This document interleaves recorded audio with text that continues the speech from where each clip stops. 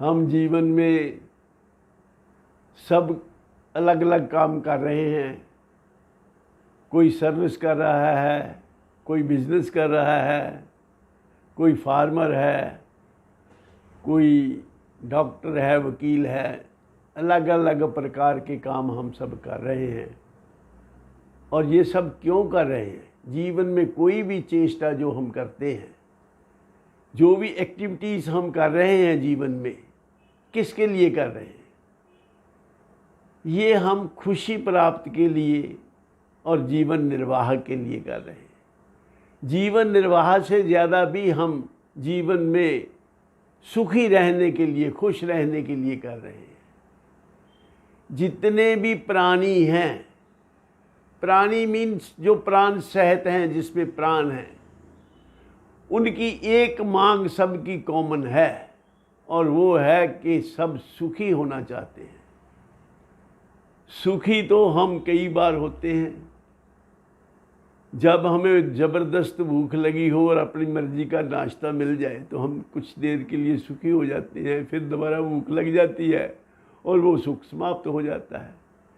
किसी भी चीज़ की जो हमें चाहत होती है, जब वो मिलती है तो हम सुखी हो जाते हैं, और फिर कुछ देर के बाद में कोई दूसरी इच्छा शुरू हो जाती है तो फिर उसका सुख जो है भूल जाते हैं और दूसरी इच्छा पूर्ति के लिए प्रयत्न करना शुरू कर देते हैं। ये सब हम सुख की तलाश में करते हैं, और सुख चूँकि मिलता है और टिकता नहीं है, इससे सिद्ध होता है कि हमें टेम्परेरी सुख नहीं चाहिए, हमें तो टिकाऊ सुख चाहिए। सुख ऐसा आए कि कभी जाए ना, और दुख ऐसा जाए कि लौट के आए ना। ऐसी हमारी सबकी चाहत है। चाहत में तो कोई कमी नहीं है, ठीक है, ऐसा स्वाभाविक है। लेकिन उसकी प्राप्ति के लिए जो हम मार्ग तय करते हैं, उसमें कमी है। हम सुख चाहते हैं बाह्य पदार्थों से, ऑब्जेक्ट से, of the world of objects. उनको हम ये प्राप्त हो जाए, लंबी गाड़ी मिल जाए तो सुखी हो जाऊंगा, बढ़िया बंगला मिल जाए तो सुखी हो जाऊंगा, एक सुंदर सुशील अच्छे स्वभाव वाली पत्नी मिल जाए तो सुखी हो जाऊंगा। ऐसी ऐसी हमारी कामनाएं हम करके बैठते हैं। लेकिन जो भी कुछ प्राप्त होता है, उसकी प्राप्ति के कुछ समय बाद ही कोई दूसरी नई इच्छा उत्पन्न हो जाती है। इच्छाओं का अंत नहीं है। इच्छाओं का कोई बस स्टॉप नहीं है कि यहाँ आकर इच्छाएं खत्म हो जाएं। तो इसलिए जब तक इच्छा बनी रहेगी तब तक अब भागा दौड़ी करते रहेंगे इच्छा पूरी होने के बाद। और एक बात और समझ लो, इच्छा पूर्ण होने से जो सुख मिलता है वो उसमें इच्छा की पूर्ति सुख का हेतु नहीं है। जरा ध्यानपूर्वक सोचिए कि मुझे मान लो किसी चीज़ की इच्छा है। मान लो मैं ये चाहता हूँ कि मुझे बढ़िया मकान मिल जाए तो मैं सुखी हो जाऊँगा। तो भगवान की कृपा से मान लो कोई साधन ऐसे बन गए, बढ़िया घर बन गया। तो घर बनने के बाद कोई दूसरी इच्छा खड़ी हो जाती है कि मेरे बच्चे का कारोबार ठीक हो जाए। मान लो उसकी नौकरी नहीं लगी तो मैं कोशिश करूँगा कि उसकी नौकरी लग जाए। कोई भी और इच्छा, जो इच्छा पूरी हुई उसके बाद सुख क्यों मिला? क्योंकि इच्छा पूरी होने के बाद कुछ समय ऐसा था जब आपकी नई इच्छा नहीं शुरू हुई थी। तो जब इच्छा कोई नहीं थी, एब्सेंस ऑफ डिजायर, ये था सुख का कारण, not fulfilment of desire. By fulfilling the desire there was no desire for some time. That absence of desire का जो पीरियड था वो ही सुख की पीरियड था। तो इससे सिद्ध हुआ कि अगर इच्छा ना हो कोई भी तो हम सदा सुखी हो सकते हैं। तो इसलिए कोशिश ये करनी चाहिए कि अपनी इच्छाओं का अगर ख़त्म ना कर सके तो उनको सीमित जरूर करके रखें। इच्छा और ज़रूरत में फ़र्क समझें। ज़रूरत जो है वो तो पूर्ण होनी ही चाहिए। जैसे सबके लिए खाने पीने का सामान चाहिए, जीवन के लिए जीविका जरूरी है, लेकिन ये जरूरी नहीं है कि हम क्या खाएं।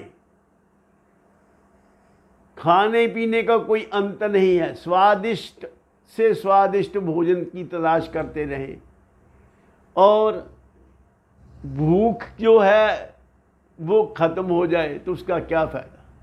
The quality of your life किस बात पे डिपेंड करती है, आपके जीवन की गुणवत्ता किस बात पे डिपेंड करती है।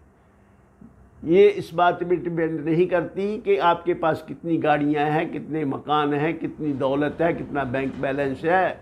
Your quality of life doesn't depend upon this, इस पर नहीं डिपेंड करती, बल्कि आप अंदर से कितने खुश हैं, कितने आनंदित हैं, इस बात पे डिपेंड करती है। तो आनंद, सुख, शांति कैसे मिल सकती है? पदार्थों से तो भोग मिल सकता, और भोग रोग का दाता है, और बोध से शांति मिलती है, बोध शांति प्रदाता है। इसलिए दोनों काम करने चाहिए, यथा योग पुरुषार्थ करके जीवन निर्वाह के लिए काम करना चाहिए, और शांति के लिए सद्ग्रंथ, सत्संग, अच्छे पुरुषों का संग, और अपने ही आत्मा का चिंतन, सत्य चिंतन करते रहना चाहिए। कुछ समय ऐसा निकालना चाहिए जीवन में, हर दिन में थोड़ा एटलीस्ट 20 मिनट्स कहा गया है, 20 to 30 मिनट्स अकेले बैठकर ये सोचना चाहिए कि मैं कौन हूँ, कहाँ से आया हूँ, कहाँ जाऊँगा, मेरे जीवन का उद्देश्य क्या है। खाना पीना, सोना और रिप्रोड्यूस करना ये तो पशु भी कर रहे हैं, और पेट भरने के लिए तो एक चींटी भी पेट भर लेती है, एक छोटी कीड़ी भी, एक छोटे से छोटा भी जो जानवर है जो वो भी पेट भर लेता है। तो पेट भरना ही इंसानी जीवन का मकसद नहीं है, ये पशु पक्षियों के लिए ठीक है, वो भोग योनि है, हम कर्म योनि है। हमारा मकसद जीवन में कुछ है, उसके लिए विचार करना चाहिए। कौन है, आया कहाँ से, फिर कहाँ तू जाएगा, सत असत का बोध कर प्यारे परम पद पाएगा। अपने जीवन का उद्देश्य को पहचान कर उसकी तरफ भी पुरुषार्थ करना चाहिए। तो फिर क्या होगा, लोक सुखी परलोक सहेले। इस जीवन में भी आप सुखी रहेंगे, और आफ्टर लाइफ में भी आपको सदगति और मुक्ति प्राप्त होगी। इन शब्दों के साथ मैं अपनी वाणी को विराम देता हूँ, और आप सबके कल्याण की कामना करता हूँ। भगवान आपके जीवन में भोग और बोध दोनों दें, आप इस जीवन में भी सुखी रहें, और जीवन के बाद भी आफ्टर लाइफ में भी आप सुखी रहें। सर्वे भवन्तु सुखिनः, सर्वे सन्तु निरामया, सर्वे भद्राणि पश्यन्तु, मा कश्चित् दुःखभाग् भवेत्। ओम शांति शांति शांति ही।